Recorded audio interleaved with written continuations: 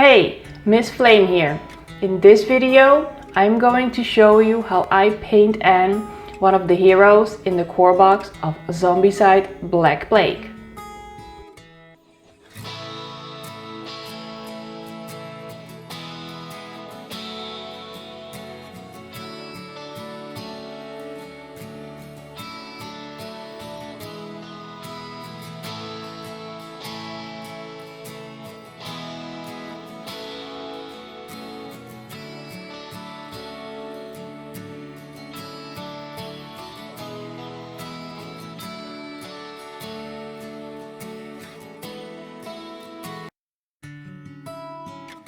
This is the first hero I will be painting from Zombicide Black Plague. I'll be painting the miniatures so they will look nice from a tabletop view, which means when we're playing the board game and you look at the miniatures from a distance that it looks nice. Therefore, I will not go into much of highlighting.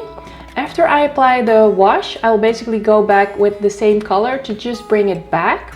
I will do some easy highlighting on the armor, and for the rest I leave it as it is. I like to have these painted miniatures just to enhance the experience when I play the board game. Please let me know what you think of this tutorial.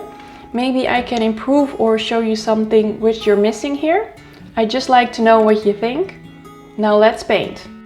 I primed the miniature in the color black from Citadel, but before I did that I washed the miniature with warm water and dishwasher soap to make sure the primer stays on well.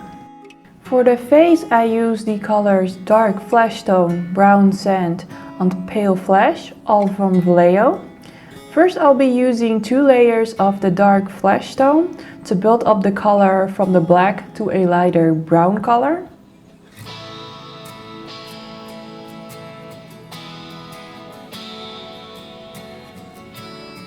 After that I use 1 layer of pure brown sand, again to just make the skin already a lighter color. Finally I use a mix of brown sand on pale fleshtone. I basically mixed in a little bit of brown sand into the pale flesh. The skin tone will be pretty light this way, but later on I'm going to use a wash and it all will be darkened. But I was not sure how much the skin will be darkened because so far I've only used like Vallejo washes, and recently I bought the Citadel washes and those I'll be using on this miniature. For the fabric on her shoulders I am using the colors Khaki, Bonewhite and Off-White, all from Vallejo. I start with 2 layers of the color Khaki. The color in the video actually looks more green than it is. You just have to trust me, it's more of a brown color instead of this green color you see. I use this color again to just build up to the lighter white color from the black. This way it will be easier for me to apply the white. After that I use the color Bonewhite. But after putting the color on and saw how it looks on the miniature, I found this color to be a bit too dark. So I was actually not planning to use another color after this, but I decided to go with a lighter white color. So after the Bonewhite, I will go over it with the color Off-White. And I like this color on her to give her more of a pop.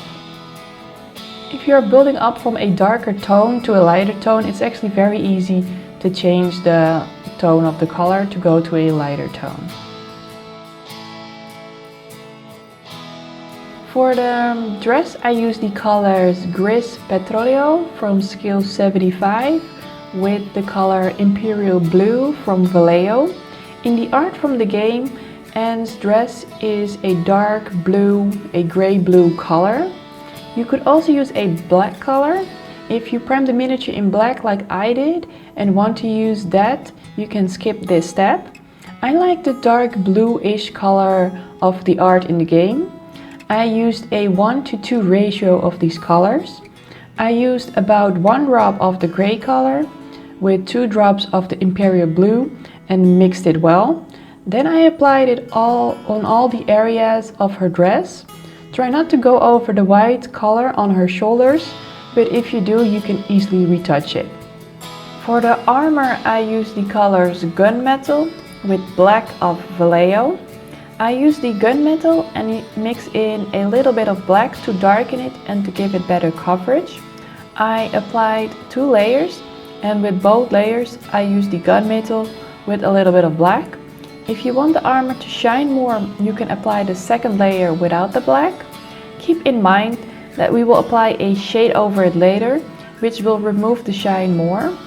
To bring the shine back after the shade, you can also apply a thin coat of pure gunmetal. For the belt, I use the color Brown Gray from scale 75. When you apply this color, try not to go over the blue areas, but if you do, you can retouch it pretty easy. The color will darken later on with the wash.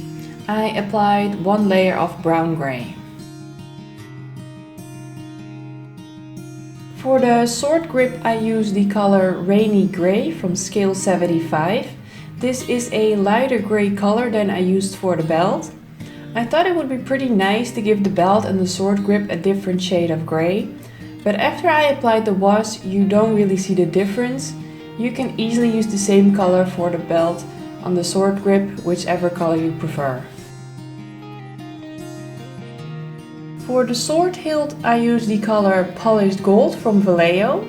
I use 2 layers to get good coverage, and I apply it on the hilt of the big and small sword. This color will really make the sword hilt pop, even looking at the miniature from a distance when you play the game.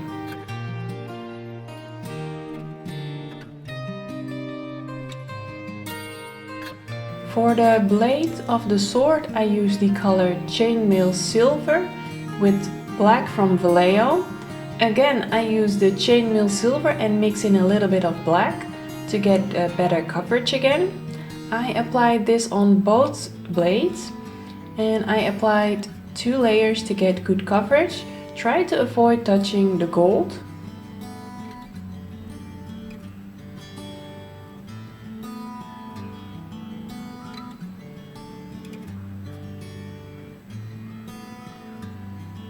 All the base colors have been applied to the miniature, so the next step is going to be to shade the miniature.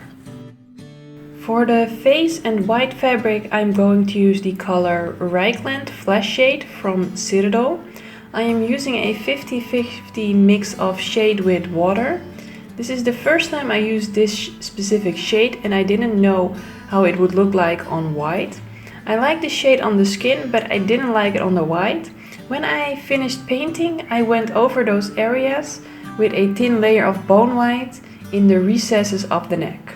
For the rest of the miniature, I used the color Nuln oil from Citadel. I am using pure Nuln oil out of the bottle. This will darken the color that we have already painted, and we want to keep the dark color in the recesses. When the shades are dry, I am going back to apply some basic highlights. With this, I mean I will go back to the areas with the colors I already used on it before to bring back that specific color. I will not use any advanced highlighting. This to keep it simple and to save some time. There are lots more heroes I want to paint. I will start with the face, and there I use again the colors Brown Sand and Pale Flesh from Vallejo. I use a 1:2 ratio of 1 drop of brown sand with 2 drops of pale flesh and mix that. I use this color on the face and try to avoid the eyes and mouth areas. I want to make sure to cover the raised areas. Also, I want to try to avoid the small areas of the face which are next to something else, like where the face and the fabric are touching. I will try to leave a small spot next to it in the darker color of the wash. You can see that I managed to do that on the side of the face next to the black. For the shoulder, I use the color Off-White of Vallejo. I am using a thin layer of this on basically the whole area of the white. I try to avoid the recesses in her neck and the sides which are next to the dark dress. After I fully painted this miniature and I took a better look at it, I didn't like the wash in her neck. So the recesses you see here in brown, I later went over them with a thin layer of bone white. I really like that result. Again, I didn't use this wash before and was not sure how it would turn out.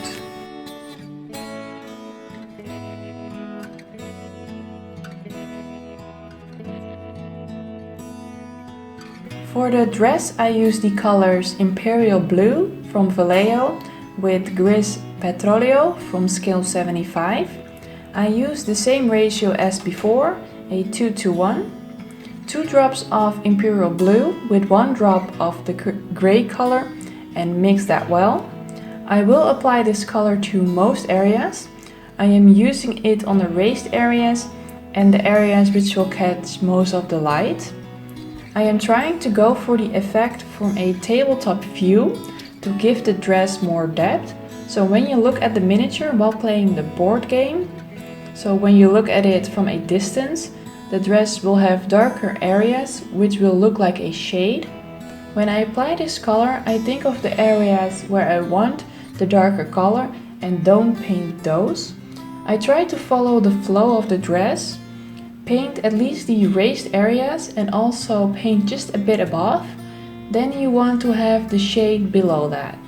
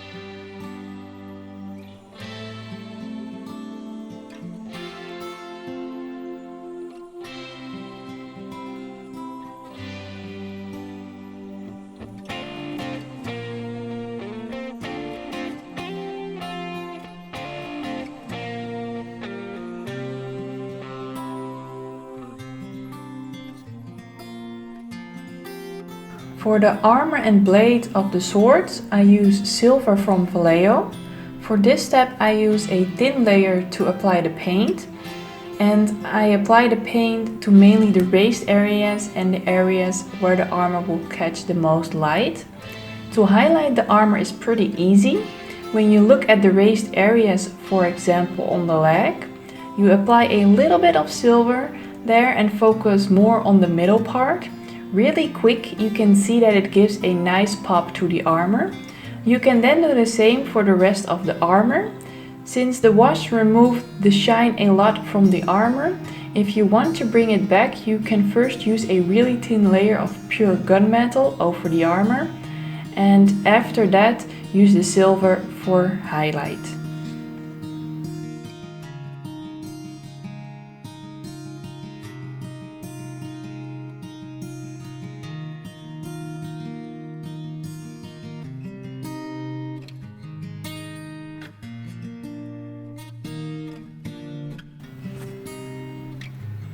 For the blades of the sword, I used a thin layer of silver on the upper side of the blades.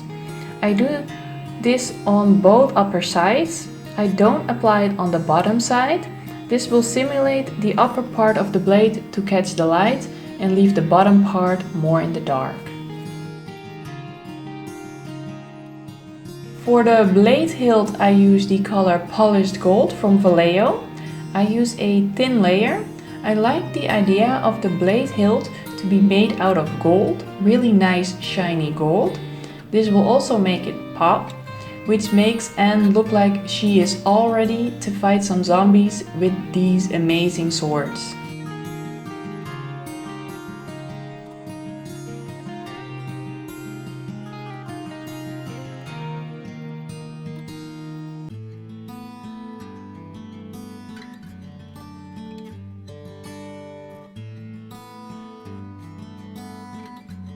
For some extra details on the face, I am using Bloodletter glaze from Citadel and off-white and black from Vallejo. I'm going to use a little bit of pure Bloodletter glaze out of the bottle on the area where the tongue is. This is to indicate from a distance looking at the miniature that she has her mouth open. I will use a little bit of the color Off-White to gently touch the area where she will have teeth on top of her mouth. To indicate where her eyes are, I will use a small dot of black on her eyes, just to indicate her pupil. To make proper eyes, I find that pretty hard to do, and her eyes are also very small. To make it look good from a distance, I only use a dot of black. Again, I want to make the miniature look good when playing the game, even if the dots are not perfect. If you look at it from a tabletop view, it looks fine. For the base, I will use the color Khaki from Vallejo and Tar Brown and Mojave White from scale 75. I will paint the bases for the heroes the same way I have already painted the bases of the zombies. Another YouTuber, Ceresto, showed in a video of his what he did to paint those. I will use the same idea. I will put a link of his tutorial that he shows how to paint them in the description. First, I will use 2 layers of Khaki to cover the whole base. This is to build up to the lighter color. If I use the next color on the black, it will not cover well and it will be more dark than I want to. So then I use a 50-50 mix of Tar Brown and Mojave White. I use 2 layers to get good coverage. For the patterns of the stone, I use the color Brown Gray of scale 75. This step is easier than it looks. The lines don't have to be super straight or precise. If you look at the artwork of the game tiles, the stones are all over the place. Bigger stones next to smaller stones, and the lines are not straight.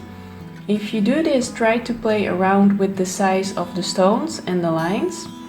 But if you don't like this, you can always make the bases black or any other color you like. This step does add time to it, especially if you are doing it also to all the zombies.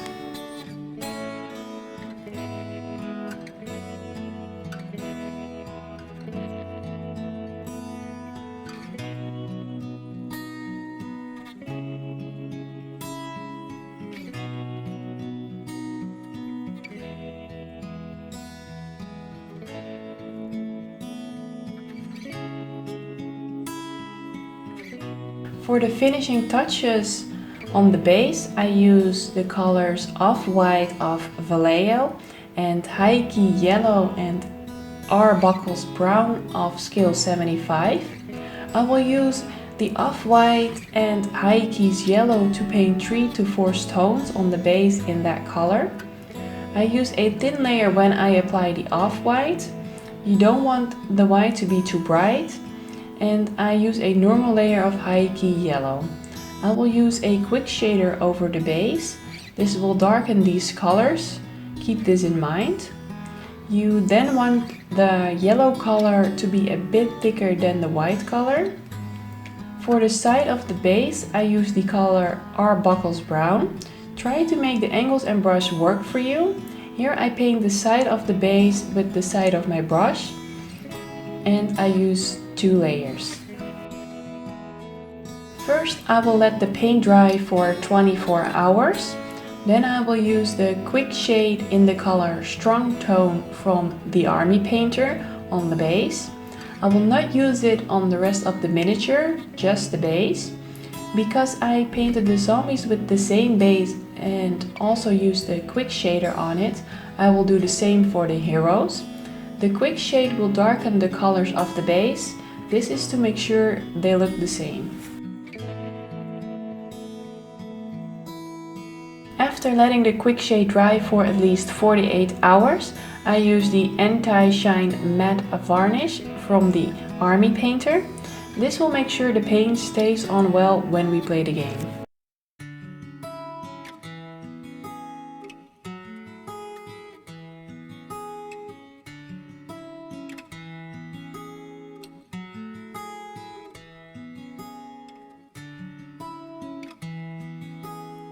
And that's how I paint on from Zombicide Black Plague. I have the miniature right here. And she's still on the cube because the Quickshader is still drying. So I also haven't applied the varnish yet. I also have another hero from the box, Baldric, and he is still unpainted. Now when you look at the difference at these two miniatures, you can really see with the painted one, you see much more details that otherwise you wouldn't have seen with the unpainted one. And it really looks great. I can't wait to paint the other heroes. Maybe I will paint Baldric next? Maybe. I hope you enjoyed watching this tutorial. If you have any questions, you can always leave them in the comments below. And please let me know what you think of this video. Is this going to help you paint? Did you like it? Are you finally going to paint Ann like I just did? I would really like to know.